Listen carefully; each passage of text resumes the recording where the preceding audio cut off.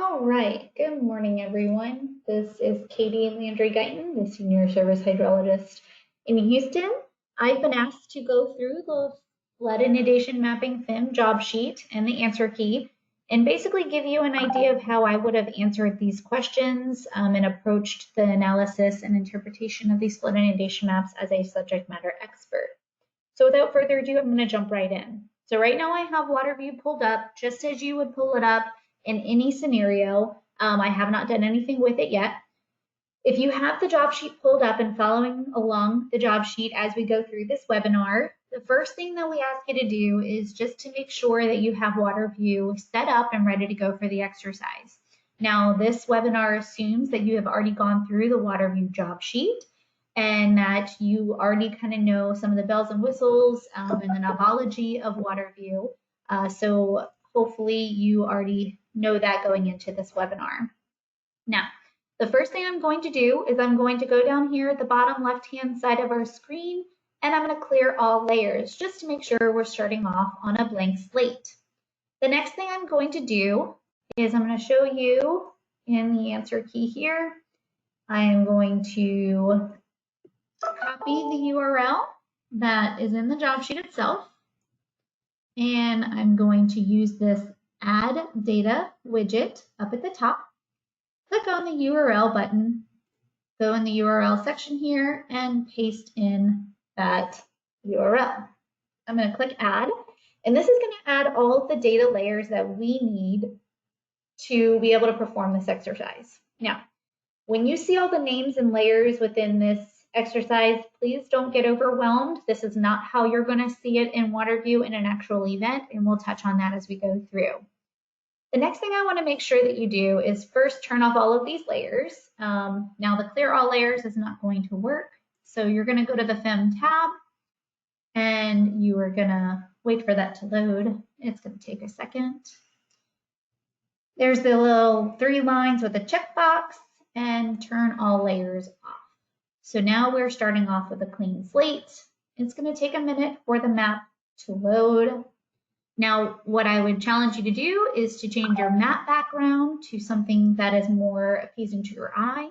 So in this base map gallery, I'm going to click on, and then I'm going to go down to the imagery hybrid. That's just my preferred background. You can choose whichever one you would like as long as it helps you with interpreting and analyzing these flood inundation maps. So for the purpose of this exercise, we're using the remnants of Pamela and the impacts on the Guadalupe River, in particular in Victoria, Texas. So that's in Corpus Christi's CWA. And we're basically going to focus on the Victoria area. Now, I understand not all of us are well versed in the Victoria area and Corpus's area. So please bear with us as we go through these different pieces. And if we reference the wrong name of a road, just give us a little grace. So the first thing that I want to make sure that you're aware of is that you can use the search box up at the top right-hand side to type in the area where you want to zoom in. So I'm going to type in Victoria, Texas. And I'm going to just hit enter. There's also a little search function you can click. And this will take us directly to Victoria, all right? You can also do this for any part of your CWA, especially if you're in a rush and you want to be able to get exactly where you want to go by typing in the location. So this will be our focus area. Now, I want you to put your hats on and think back to when Pamela was marching through Texas. This was in October of 2021. So right now, the time frame for this exercise, we are currently at 19Z on October 14th, 2021. Now, if you were a forecaster in the Corpus Christi office and you are the lead forecaster and you're making sure that the flood inundation maps are being reviewed for in case you have to brief a partner, or you're the hydrofocal point, or you're the warning coordination meteorologist, whoever you are, if you're tasked with looking at the flood inundation maps, the first thing you need to do is to make sure you know what flood inundation maps are available to you so that you're using the best available flood inundation map that's available. So the first thing you're going to look for, of course, is do you have any hydraulic flood inundation maps in this area? Because you want the best available flood inundation map for your area. So when I say hydraulic flood inundation map, I'm talking about the AHAPS flood inundation maps. So within WaterView, there is a layer in the FIM tab called AHAPS inundation sites. You can click on that. You can go over to the legend and you're looking for this blue diamond. Sure enough, you have a blue diamond at the Victoria site on the Guadalupe River. So you know you have an AHAPS inundation map that shows you depth and is a static map library to where you can look at any level that they have plotted. So there is a way to load in those AHAPS flood inundation maps in WaterView, but it's a little cumbersome. So I would just say go to the National National Weather Service's inundation mapping page. I have it bookmarked for me, so I have easy access.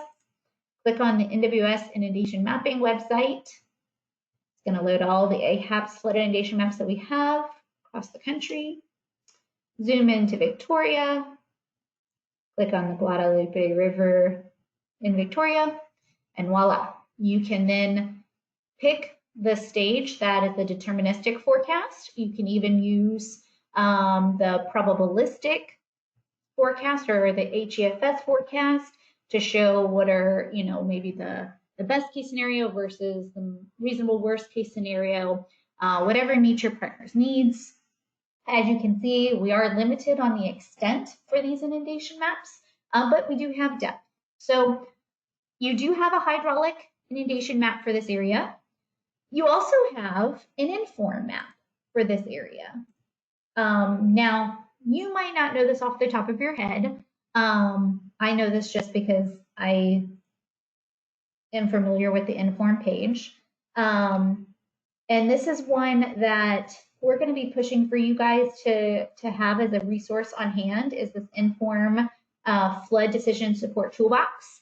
The inform folks are actually in the process of getting the National Water Model flood extent maps and the RFC flood inundation maps from the National Water Center into this toolbox as well. But as you can see, there's the Guadalupe River at Victoria. You can click on it, and again, it's the static map library, but it also gives you the option, let's see, we'll go ahead and click on just for kicks and giggles, 31.5 feet. You can see that it has the extent and the depth. You can even turn on the buildings that could be impacted as well. There's some uncertainties, limitations, disclaimers that you have to be aware of.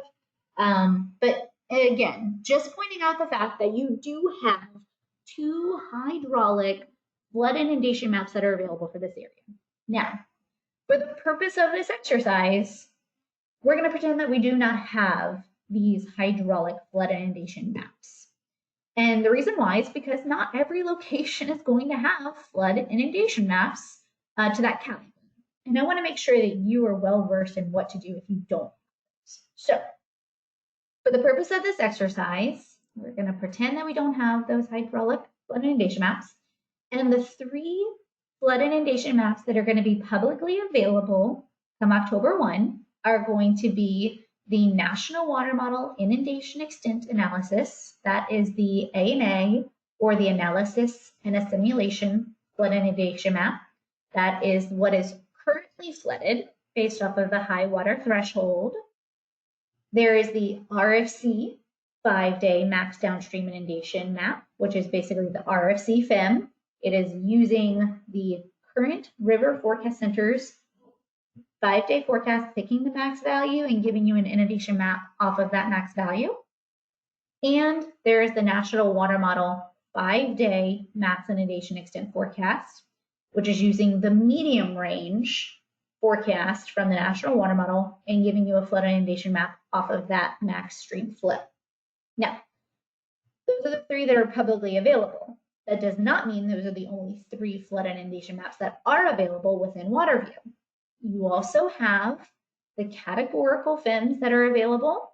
If you scroll down, this is what you would see as default in an actual event and not a historical event.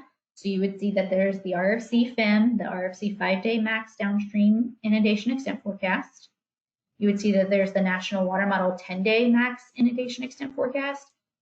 I want you to click on that and see that it's a 3-day, 5-day, and 10-day. The 5-day is the one that is publicly available.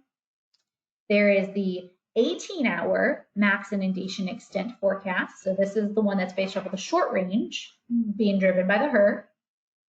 And there is the inundation extent analysis, as well as a past 14-day max inundation extent analysis.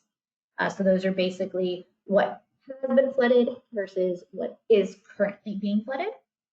There's the categorical FIMs that I just mentioned. So those are basically the static map libraries for specific locations based off of stage or flow, depending on which one you're looking at. These are going to be publicly available, but not until around the spring 2024 timeframe. These will be great for planning tools, but I would use them with caution at this time. Since we did not cover these in the Southern Region FIM training plan, I'm not going to cover them right now, but this is something that I want you to keep in mind as we move forward. We'll be touching on this down the road. And the last FIM I want you to realize that you have available within WaterView, but will not be publicly available, are these National Water Model AEP, the Annual Exceedance Probability FIMs. You can see there's different thresholds. There's the high water threshold, there's the 50% AEP, 20%, 10%, 4%, and 2% AEP. These are basically being generated from that 40-year climatological look-back period and telling you the severity of the potential stream flows that are being used in each one of these.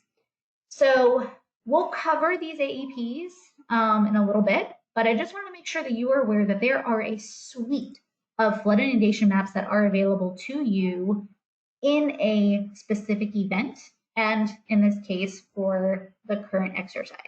So at this time, what I would challenge you to do, if you were the forecaster in Corpus, I would say, okay, this is a river forecast center point. For the purpose of this exercise, I do not have hydraulic flood inundation maps. So I'm going to go look at the RFC 5-day max downstream inundation map, or the RFC FIM, because ultimately that is the FIM that is matching the hydrograph. Okay, so in this exercise, the current time is 19Z. So I'm going to click the 18Z RFC 5-day max downstream inundation map at 18Z. That's this last number right here. I'm going to turn that on. All right. And I'm going to click on the max stage at 18Z so that I have that. Now, for those of you who are not familiar with how GIS platforms work, whichever layers are above another layer, those are going to take priority in what you see first. So we'll probably end up needing to move up this max stage forecast by using the little 3 dots on the right-hand side and then clicking the move up button so that we can make sure that that stage forecast, or that stage, is above the inundation map. So as you can see, when I did that and it went up, when the stage went above the inundation map, this orange dot came above the actual inundation map. Okay, so it helped us layer what we're looking at. Okay, I'm going to click on this forecast, and you can see here that it's showing me what the action stage is, the minor stage, moderate, major, record, and it's showing me that the forecast max stage is 30.4 feet, which if you're looking at the actual flood categories, that is above the major stage, and it is not quite at the record stage. Record's 34.04 feet. So the forecast max status is major flood status, and the forecast trend is increasing. So there's a lot of information that you can get from just looking at this one layer. And then you have the inundation map that's correlated to it. Now, what I want to make sure that you're aware of is that when you're looking at the flood inundation map, and you're trying to figure out what are some potential impacts, you might need to change the transparency of the layer. So I'm going to click on that three dot of, not the stage one, the inundation one, excuse me. Click transparency, and I'm going to change it to 50% so I can see. That is another way that you could have seen the RFC max stage if it were the lower tier in the layering, and you would have then seen the orange dot show up underneath the transparency layer. So this is what the RFC flood inundation map is showing you. Okay, great. How do you know that this is valid output? Well, there are a couple of things that you can do. You can compare it to other flood inundation maps. You can compare it to the current impact statements that are on the AHAPS page. And you can kind of just look for some, potential impacts from the critical infrastructure layer that we looked at during the water view job sheet. So I'm going to throw on the critical infrastructure layer, and hopefully it's going to behave for me. And this is not in the job sheet. This is just something that I would be doing as a subject matter expert. So what I'm going to do is I'm going to click over add URL data. Again, you would have walked through these steps in the water view job sheet. I'm going to come down here, click on the URL, copy it, go into the add data URL, this one out, paste in the new one, click add, and it's going to show me what are some of the critical infrastructure locations within this area. Okay, and this is just helping put things in perspective with what the output is for the flood inundation map from the RFC's forecast. So as you can see, there are a couple of spots along the extent here. There is a school, this Nazareth Academy Catholic School, that's right on the edge. There's also a couple police stations.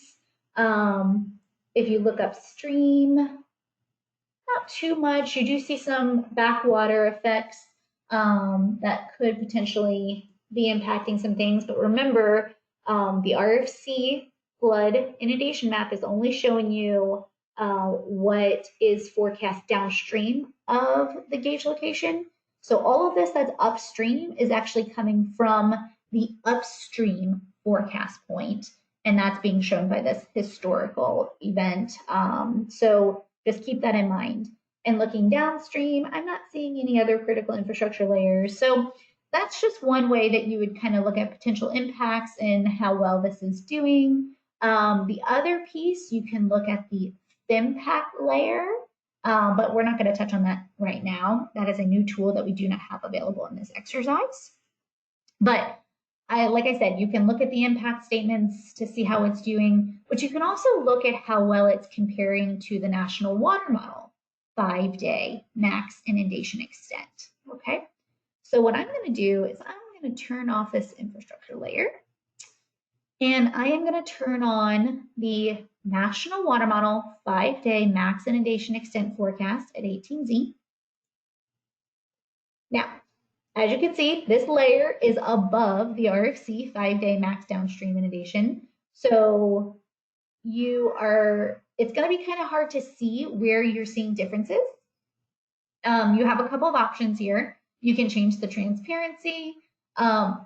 You can do a toggle on and off and just kind of see where you're seeing some differences. Luckily, it looks like they're pretty well in agreement. You can see upstream of this ZAC Lentz Parkway, there's a little bit more extent from the RFC FIM. You can see the lightly blue shaded area. That's the transparency layer from the RFC FIM in comparison to the fully filled in blue area from the National Water Model FIM. Working your way downstream, you can see similar areas where the RFC FIM in the shaded area is a little bit more or is flooding a little bit more on the extent than the solid blue, which is the National Water Model FIM, but they're in pretty good agreement. The other thing you can do is you can move the layers, so you can put the RFC FIM over the National Water Model FIM in order to get a feel for, is the National Water Model FIM showing more extent than the than the RFC FIM. The other thing I would do is I would click near where the gauge is. So the gauge is right up in here. I'm going to click in here and this one. Okay, so this is the little attribute table that pops up. And for the purpose here, let's compare the stream flow that's being used from the RFC FIM versus the stream flow that's being used from the National Water Model FIM. So the RFC FIM is using a stream flow of 42,752 CFS. This is what the hydrograph is showing as well. Okay, so we're consistent if we use the RFC FIM. The National Water Model FIM is showing 34,891 CFS. So 34,000 versus 42,000. The RFC forecast and the official forecast is about 8,000 CFS more than the National Water Model FIM. So why do I bring this up? I bring this up because that is why we're seeing the RFC FIM showing more extent, more flooding impacts than the National Water Model Flood Inundation Map. So if you had to pick one, I would pick the RFC FIM. But they are still pretty good agreement as far as what they're showing. So I have confidence that the inundation is in relative agreement where I'm confident enough that the extent is in the ballpark of what we could be seeing. It's not a hydraulic FIM, so we can't have as much confidence as we would showing a HABS FIM or an informed FIM, but we can show them, at least the National Water Model and the RFC FIMs are kind of in agreement with some of the locations or, same locations being potentially impacted. Now, what I did want to point out is that if the RFC FIM and the National Water Model FIM are in relatively good agreement, there are cases where showing the National Water Model FIM might be more useful if you're trying to convey to your partners that we could be seeing flood impacts along ungauged tributaries within the area. So, for example, if we had some flooding coming down this tributary near this Victoria Country Club, the National Water Model might help us be able to show potential impacts in this area that the RFC FIM might not be showing. So if you click off on the RFC FIM, you actually can't see much of a difference in this case, and probably because it wasn't much of a QPF issue as it was just a routing river flood event.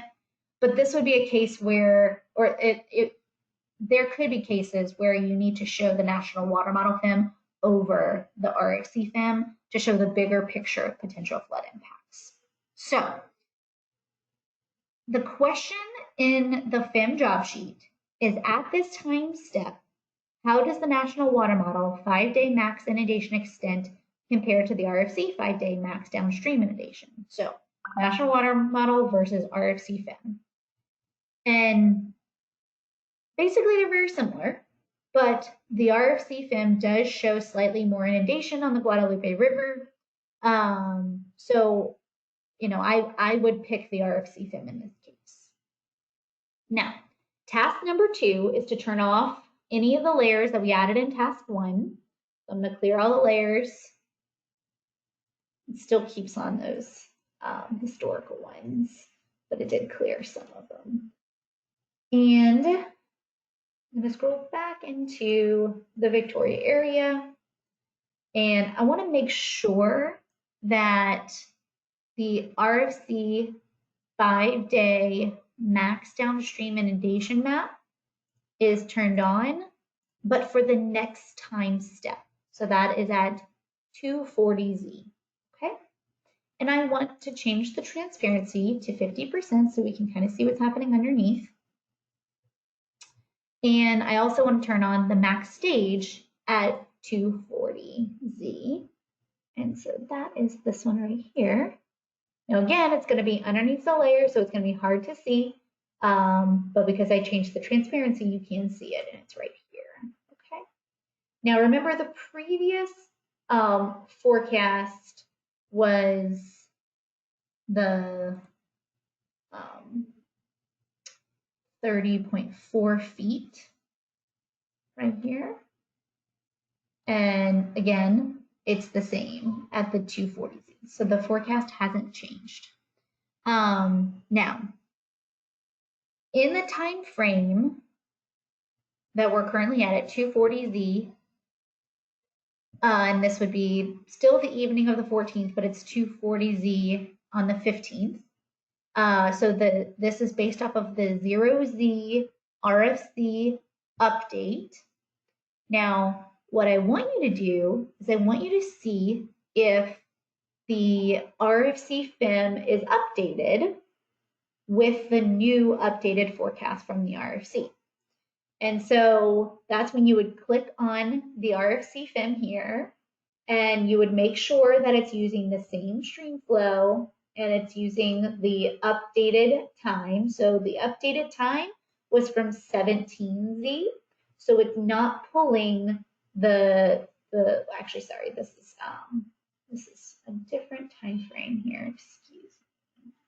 But anyway, you would basically want to look at the update time to make sure it is using the updated RFC forecast. And if it's not, then you need to wait for it to show up. So there is typically a 90-minute latency time frame from when the RFC forecast is issued and when the RFC FIM shows up. Now it's up to 90 minutes, so it might not take that full 90 minutes, but I just want to make sure it can take that long. So for the purpose of this exercise, the biggest thing is I just want to make sure that you're using the right update. Now, if you look in the FIM job sheet, it has a hydrograph and it's showing you what the updated forecast is. And the updated forecast is showing you about 30 feet and that the discharge is roughly 46,000. And if you look at the RFC downstream inundation map at 240Z, it's using a max stream flow of 45,593 CFS. So it is using an updated forecast with the updated stream flow from the hydrograph. Okay, so you know that you're using the right one. Now, task number 3. So again, you being the forecaster in Corpus or the WCM or the hydrofocal point, you've made sure that you're using the updated forecast, you're using the updated RFC FIM, you're checking the discharges in the attribute table simply by just clicking on the area and using the little arrows to kind of make sure you're using the right layer. And now you want to see how this compares. Let's say you want to see how this compares to the FEMA flood hazard layers. You might not have time to do this, and that's okay if you don't. It's just a good quality control check for you if you have the time. You might not have the time, and that's okay. All you would have to do is basically just scroll down and click on the FEMA flood hazard layer and zoom out. And you would see that there are no FEMA flood hazard layers available for Victoria. Now, for the purpose of this exercise, you would have just answered there's no FEMA flood hazard layer data and move on. But there is actually FEMA flood hazard layer data for Victoria County. The GIS layer is just wrong. And the point of showing you this is that there are going to be cases where your GIS layers might not be as up to date as you need them to be. So for another example, the National Levee Database might not have all the levees in it that you need to be able to do the full suite of analysis for an area. That doesn't mean they're not useful. That just means you might have to do a little bit more digging, or you might just have to cover yourself by saying, I have limited confidence because of, knowing the area, and there might be more levees in this area, or the FEMA flood hazard layers, may be available, but I haven't been able to compare them. And if you do an additional comparison, that can help you with increasing your confidence in the output. So that was the purpose of this question. I know it kind of tricks some of you up, and that's okay.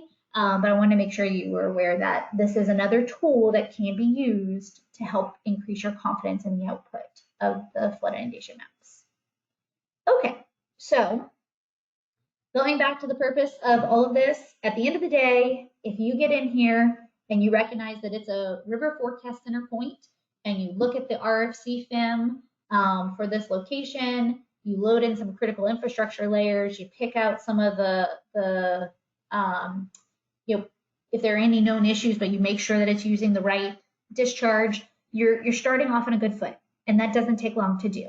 Okay, as long as you keep practicing getting in here and staying up to date on the knowledge.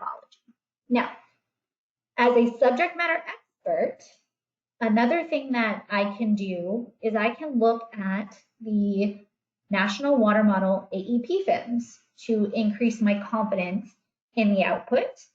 I can also use the National Water Model AEP FIMs as another tool in the toolbox for conveying potential probabilistic scenarios or worst case scenarios.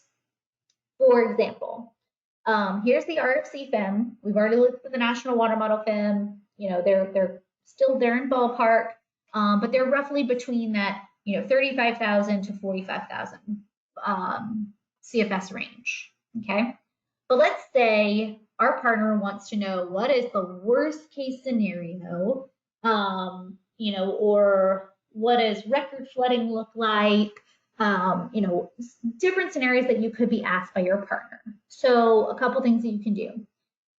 If the categorical hand FIM is good in your area, you can use the record flooding layer to kind of show them what record flooding looks like in comparison to what you are currently showing. But again, we're not going to touch on the categorical FIM in this case. The other thing you can do is you can pull up the AEP FIMs. Now, one of the things about the AEP FIMs is that they start showing up when you have when you've met the high water threshold. So again, that's what triggers the National Water Model FIMs beginning to show, or the analysis in a simulation FIMs beginning to show, and the AEP is that high water threshold. And in the Texas Gulf Coast region, that is set at the 3-year return period. We have found that in many locations in Texas and the Gulf Coast area, 3-year return period is too high. Basically, we are seeing flooding in areas where you're getting impacts, but we're not seeing them in inundation maps, or we're not seeing inundation maps at all because the high water threshold is set too high. So just keep that in mind, that is a limitation of using a regional high water threshold. And this is something that they're looking into and making improvements, but for now, this is something you have to keep in mind. Now, looking at the high water threshold versus what we're currently showing as flooding, you can see that, of course, the RFC FIM is showing more inundation, especially downstream, than what the high water threshold is showing. But I want to show how, the different discharges that are being used. So if you click on the gauge location, and you see the RFC 5 days using that 45,500 CFS, the high water is using 18,939,000 CFS. Now, if you were to go look on the hydrograph in the job sheet and look up where 18,000 or 19,000 is in the hydrograph, you would see, I'll show you, 18,000 is roughly around 28 feet, or in moderate flood stage. So the high water threshold, what is going to trigger seeing inundation maps from the National Water Model and for the AEP, is not until you reach moderate flood stage. So you have to keep that in mind on what's going to be available in an event if you're only reaching minor or moderate flood stage. So for the purpose of this exercise though, I want to take a look at what are some of the other layers and how they compare to the RFC FIM. So I'm going to turn on the rest of these layers and click on the tab. Now, reminder, RFC 5-day FIM is 45,593 CFS. The high water threshold was 18,900. The 50% AEP is the, let's see here, sorry, not 50%. I want to show you the 20%. 20% is the 30,000 CFS. The 20% is, oh, we just did 20%. 4% is the 115,000 CFS, so way overdoing it. And let's see what the 10% is. 10% is 58,000 CFS. So in comparison, the 20% is too low. The 40%, I mean, the 4% is too high. The 10% is in a good ballpark, about 58,000 CFS.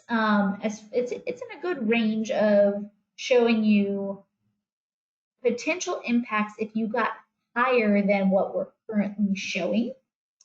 So for example, the question here in the exercise is, let's say you were expecting another round of rain 36 hours from now, and the RFC has the forecast just slowly receding. The PQPF ensembles and the HEFS forecast suggest that there's the potential for a secondary rise to about 31 feet or approximately 62,700 CFS. The question is, can you brief an AEP FIM? If not, why? If so, which one? So in this case, the AEP FIM would be an option to show what you could potentially see, because the PQPF and the HEFS is kind of showing you a secondary rise to about 62,700 CFS.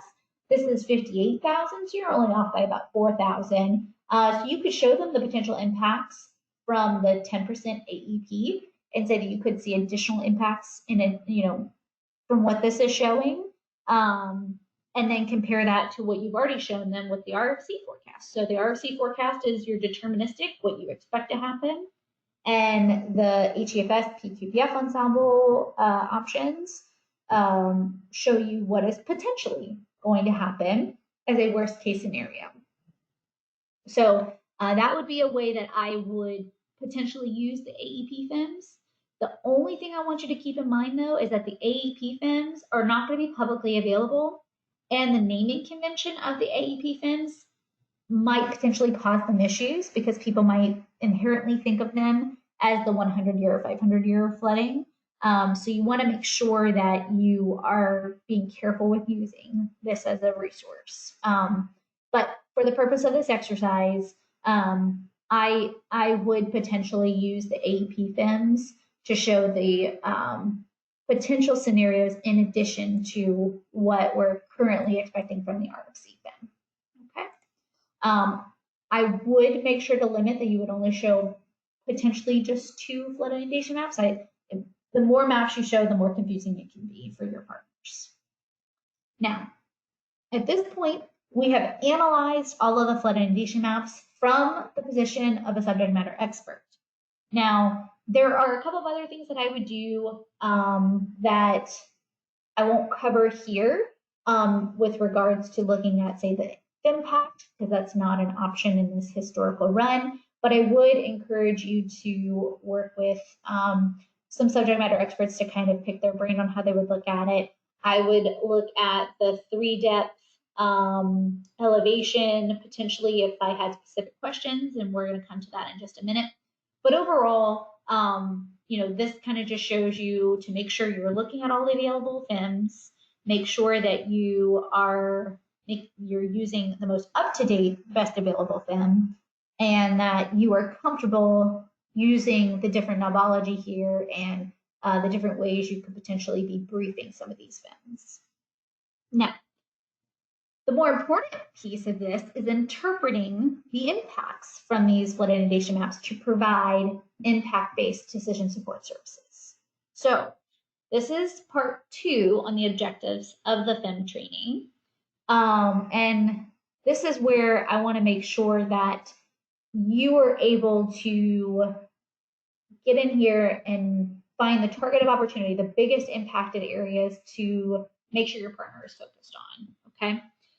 So the first thing that we need to do is we need to make sure that we have the RFC 5-day max downstream inundation map turned on for the 240Z, which we do. We have that turned on already.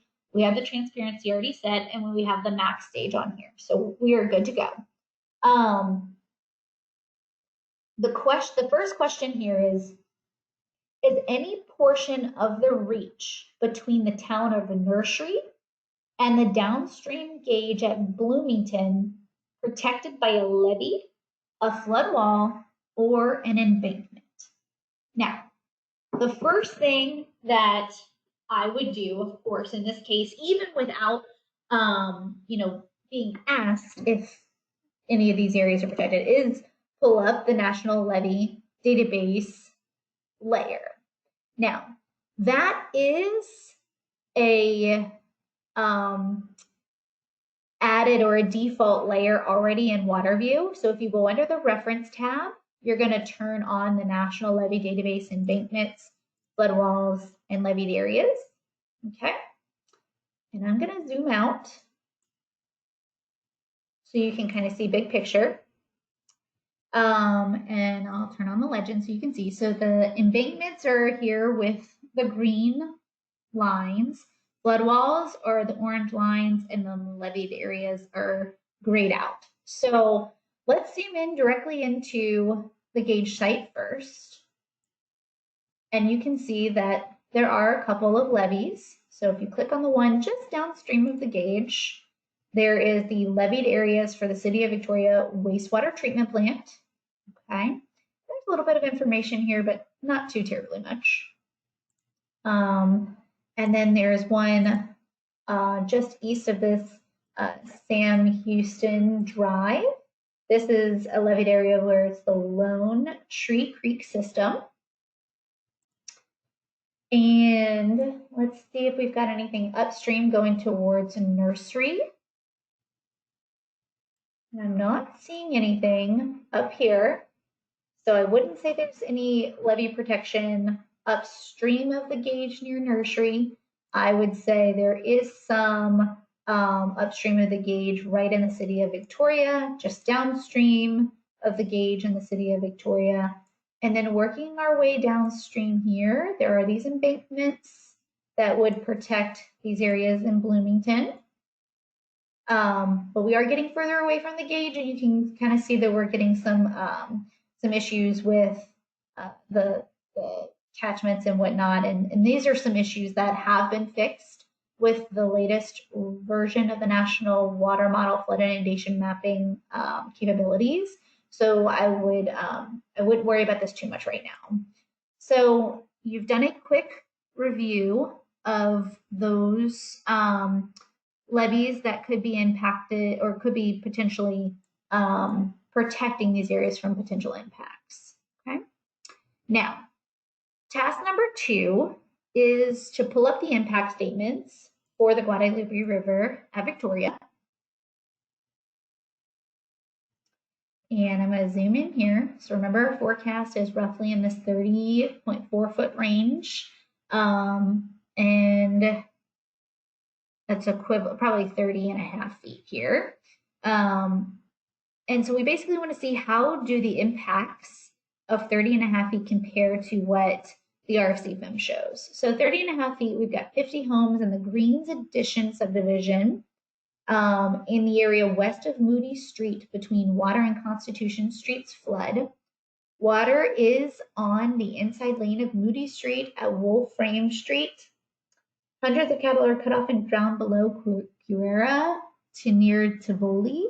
Highway 35 floods for several miles. Much of the floodplain near and below the San Antonio River confluence is several miles wide. flooding and isolating a large residential area. So I will say that we first need to look at this Greens Addition subdivision. And trying to find that is quite interesting because it's not my area. So one of the things that you could do if you don't know specifically where certain areas are is you can Google it. So I'm just going to do a quick Google search, Greens Addition subdivision in Victoria. Let's see if it's going to show us potential area on the maps view. It just shows you basically all of Victoria.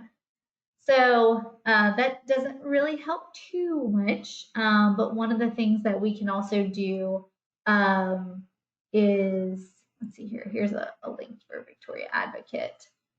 See if there's any addresses that we could potentially use. I imagine this is probably one of the areas that's along the river because they talk about buyouts, so it's probably been flooded multiple times. So for the purpose of this exercise, we know that this area floods pretty frequently, and it says that it's in the impact statement. Let's see here, and then let's look at Moody Street between Water and Constitution Streets. So here's Moody, and then here's Water and Constitution. So those are definitely flooding in those areas. And I'm pretty sure the Greens Addition subdivision is up in here as well. So I'm pretty confident that those two impact statements match up pretty well with what the RFC FIM output is showing.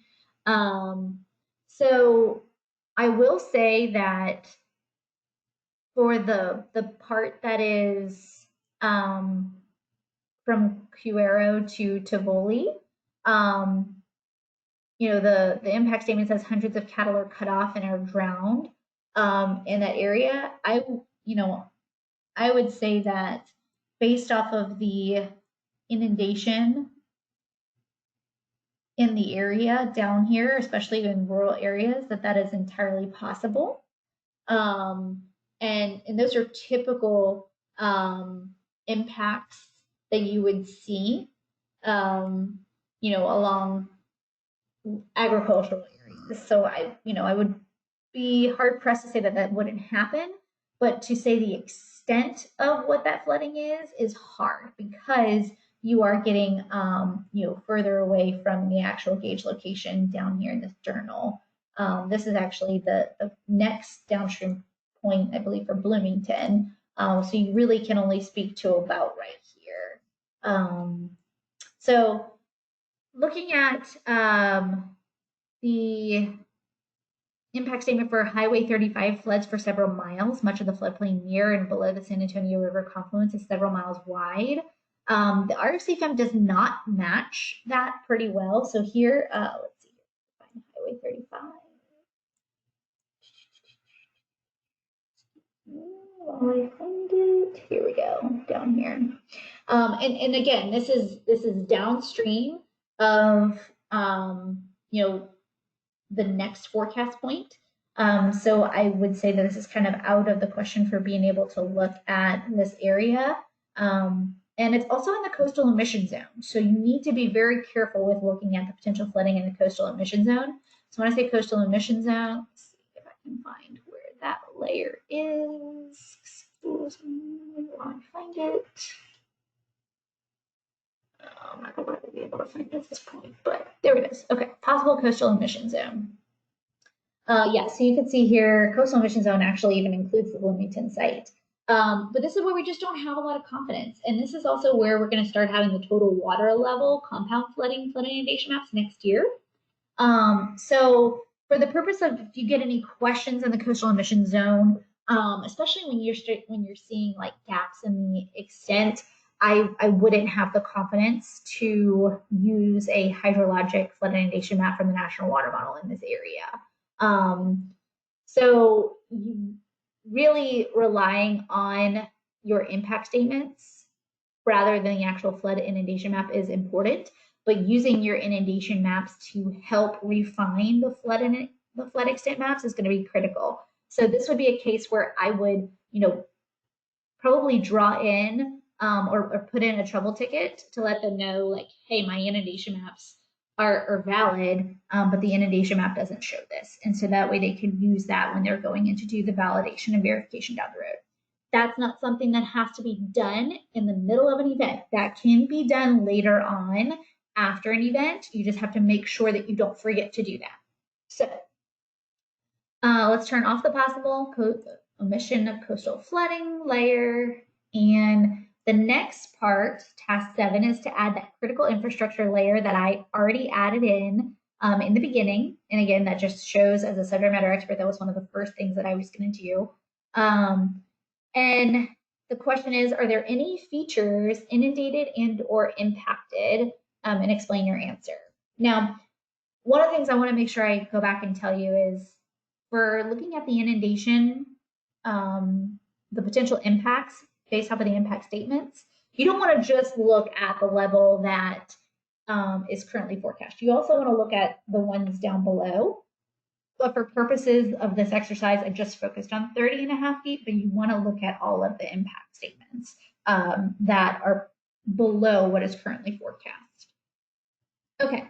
So looking at the critical infrastructure layer, are there any features inundated and or impacted? We kind of already touched on this, that there's this school, this Nazareth Catholic school that's right on the edge. If you zoom in, I mean, for the purpose of this, we try not to get super detailed and localized. This would be too close for comfort for me. I would be hard pressed to say that this school wouldn't have any potential impacts. I just wouldn't be confident enough to say that the school will actually flood. So it would be one of those that I would tell a partner to make sure that they are putting resources in an area just in case. There is also the 2 police stations, and this would also be good to know from your partners, has the school and these police stations flooded in the past, and they're just not happened to be noted in the impact statements. But then, you've got these levee protected areas that you have in here that are protecting some of the critical infrastructure layers. As you get further away from the gauge, I'm not seeing any other critical infrastructure layers being impacted. So I would just really focus on that Nazareth Academy Catholic School. For task 8, we need to have the RFC 5-day max downstream inundation turned on. But we also want to have the National Water Model 5-day max inundation extent forecast turned on.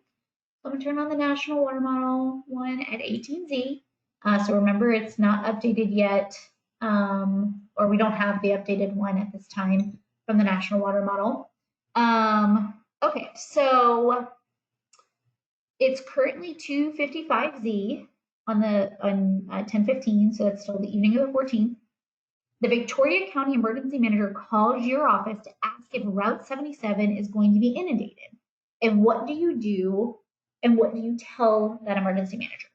So this is going to be one of those cases where if you're the forecaster, you've already looked at the flood inundation, you've probably already looked at the flood inundation map really quickly, recognize that the RFC FIM is probably the best one to show. The RFC FIM is up to date based off of the last forecast run. You've already noted the critical infrastructure layers. You've already looked at the impact statements. The only thing we haven't done is looked at the impact statements to see if Route 77 is noted in the impact statements. And it doesn't appear to be as a quick look, unless if it's called something else, which let's take a look. Route 77.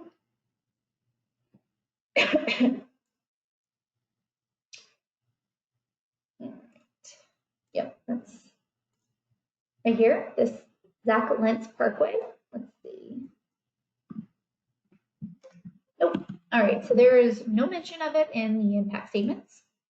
Both the National Water Model and the RFC flood inundation maps show it being inundated, but remember, the bridges are not accounted for in the mapping component. So if they're elevated, we have to do a little CSI work to see if they are truly inundated or not.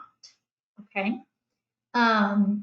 So the first thing that I'm going to do is, as a subject matter expert, I'm going to dive in to see if it's elevated. And there are two ways that I can do this. I can go look on Google Maps and see if it's elevated, or I can look at the 3-depth USGS elevation DEM layer to see if there are some portions of it that are elevated. You as a meteorologist may not have time to do this review. So you have a few options here. If you have the time, we'll step through it. If you don't, you would request a FIM review, and that request would go to the WPOD at the National Water Center. You could also ask your RFC, and if they have time to be able to help you figure that out. Now, in the National ConOps, if you need a FIM review for a National Water Model or RFC FIM forecast or FIM, you would go through WPOD. But that does not mean you can't go to your RFC. And you do go to your RFC if you're looking at a non-National Water Center FIM. So for the purpose of this case, let's say you as a forecaster don't have time, but you do have your hydrofocal point available who can look and help and or service hydrologists. So the first thing that I'm going to do is I'm going to go into the reference tab, and I am going to find, it might actually not be in the reference tab, sorry, it's in the 3-depth, and actually not loaded in here, so I'm going to have to add it and search for it. 3-depth elevation. Search for it. Let's see here. Looking real quick on which one it should be, because these are the contour lines. I wish that it would have loaded in the beginning, but let me see if I can find it real quick.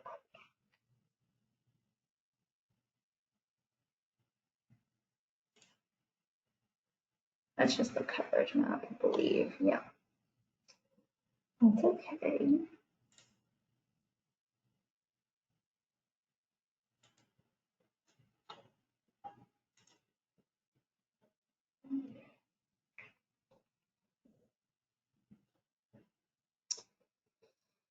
See if this will do it.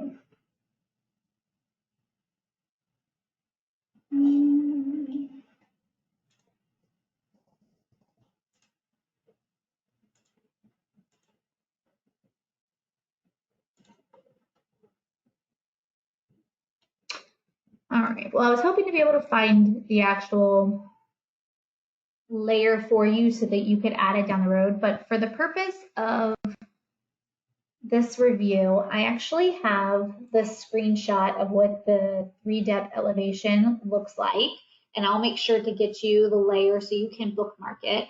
But as you can see here, here's Route 77 and this orange-brown line, okay? And you can see that there's the road, and then it goes blank till it goes back to the road, then it goes blank, it goes back to the road, then it goes blank, back to the road, blank, back to the road, blank, back to the road, blank, all the way across the river, back to the road. So these blank spaces are the elevated surfaces, because this is where you're getting those flows underneath those bridges. And you can verify this by going in to your Google Maps. We're going to do Route 77, Victoria, Texas. You go into Maps, and we are going to take a little drive along Highway 77 and see here. So we're basically marching towards the river. We're on flat land. This one is on the right bank. So those areas were not shown as elevated. But as we approach the bridge deck, you can see that we are elevated here, especially over the river itself. So this is elevated. We're going to keep marching towards the left bank. And as you can see, we're going to keep going. And there are elevated portions. You can see right up in here where there is flow that's going to come through. So that gives us verification that we are elevated in those portions. So now where you have, let's see here, where you don't have those elevated portions, you could potentially have some inundation on the lower areas, but I do not anticipate that being the case. Now, at what point does Route 77 begin to flood is a different question. And this is where a lot of the work that is being done with the geointelligence division at the Water Center, they're looking at using HEC-RAS models to help figure out bridge elevations to be able to cut them out and help us to be able to make these decisions where we don't have to do them on the fly. So my long-winded way of answering the question here of if the national or if the Route 77 is being inundated from the National Water Model FIM or from the RFC FIM is that at this point it is not inundated. Now, when you get to record flood, that is one where, you know, kind of all bets are off. You would then probably need to look at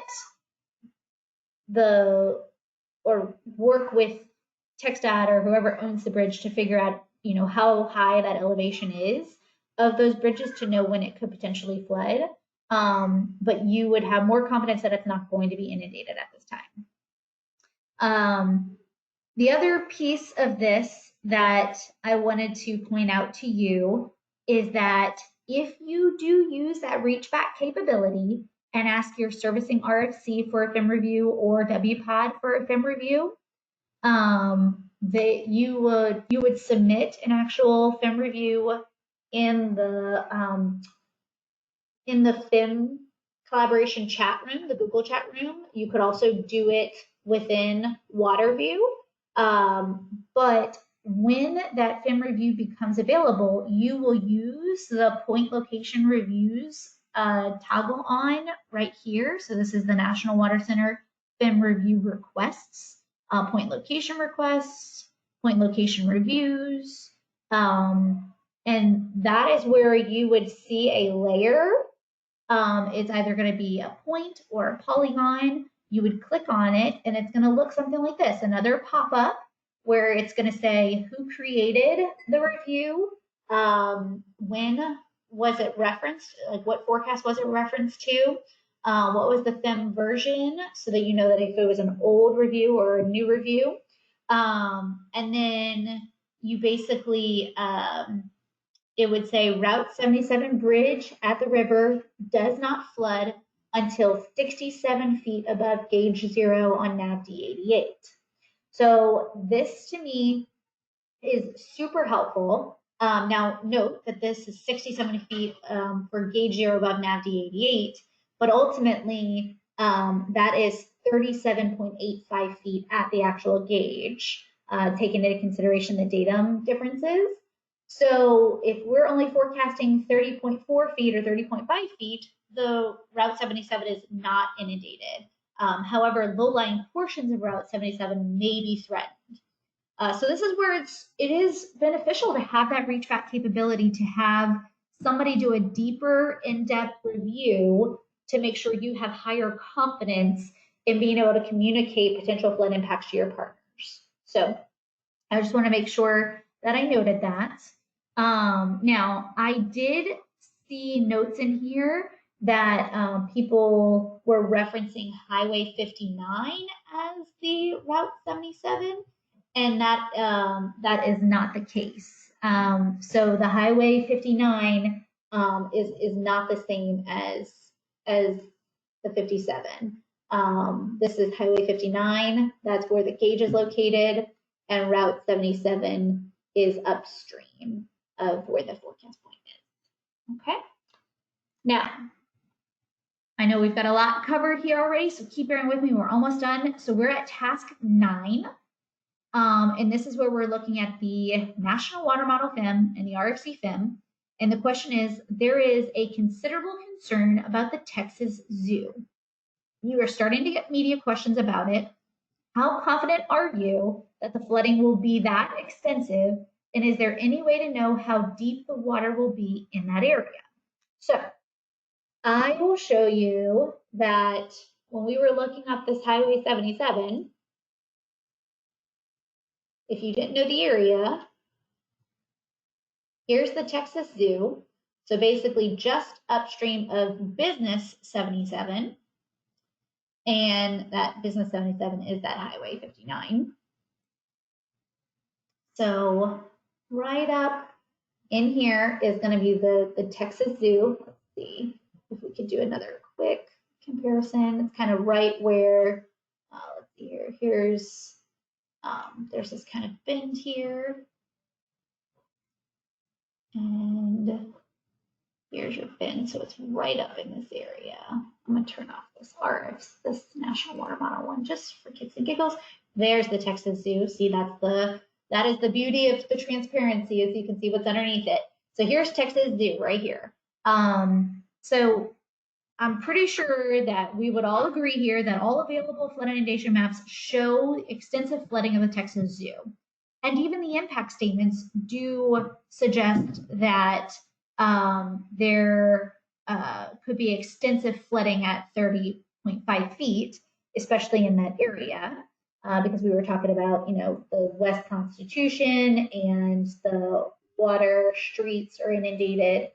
So, we've kind of already verified the extent of the flood map here. The problem, though, is that we can't provide depth based off of the National Water Model RFC FIMs here. But remember, we do have the hydraulic flood inundation maps available on AHAPS and the Inform FIM. So I kind of want us to switch gears and pretend, oh yes, we actually do have an AHAPS FIM or we have an Inform FIM. Don't shoot me. But let's go to the actual inundation map, and we're going to zoom into the Texas Zoo, and we're at 30. We'll go 31 just to give us a little bit of wiggle room here. And it looks like the zoo is up in this area, and it looks like we are basically looking at a depth of anywhere from 3 to 5 feet. Let's see here, if we zoom in a little bit more on the zoo, right here.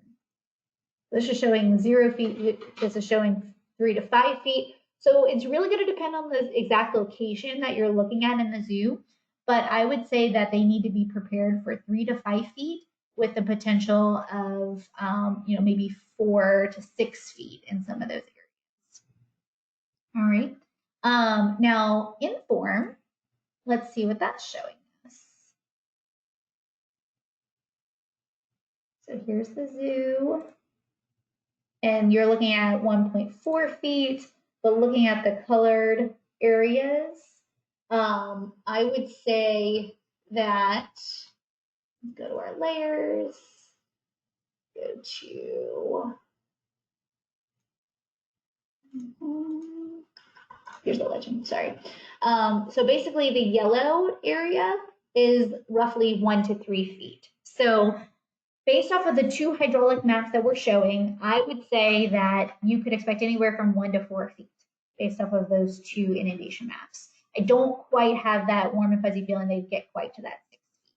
Now there could be 6 feet in other areas surrounding that and could impact their routes or how they get into the zoo to do any rescues or preparations. So just keeping that in mind. Now, for task 10, we're going to keep the ROC FIM and the National Water Model FIM on, but you can reference the AHAPS and the Inform FIM at this point. The Union Pacific Railroad just called your office and asked you how confident you are that their very active rail line at Chipley will be washed over by the flooding and how long before this might happen.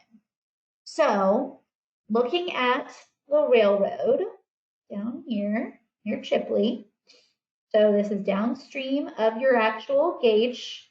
So here's the gauge right at Moody Street, or that business 77, Highway 59. Here's the railroad, okay? Now, it's showing a pretty good extent of this railroad being inundated. Now, is the railroad elevated? That's a question you'll have to figure out. Now, based off of what you're looking at here, and if you look at the 3-depth elevation, just a quick review, you would most likely be confident that some of these locations on the railroad would be inundated. However, you may not have the time to do a full review of this, so this would be another case where you might do a FIM review. When you are looking at the impact statements, let's see if there's anything on the railroad. Let's see here, areas, okay, so at 28.5 feet, areas west of Moody Street between Water and Constitution Street may be impacted. Waters at the edge of Spring Creek Drive at the railroad underpass. The Old Town area may be threatened. So we know that we're starting to get water at the railroad underpass. Now, as far as, so if you look at 26.5 feet, water in the old riverbed will cross under the railroad tracks. So this keeps saying under the railroad tracks or the underpasses. So nothing is saying that the railroad tracks are actually overtopped. Now, I don't know if we'll be able to see let's see. Here's the railroad, okay? It's not elevated high, so I would imagine some locations are probably going to see some potential inundation in this area. That's right on the edge, and we were showing a pretty good, let's see here. Yeah, here's the railroad again. It looks like you're going to have some structures flooding potentially along that railroad. So yeah, I wouldn't have high confidence to tell them that it would not be inundated.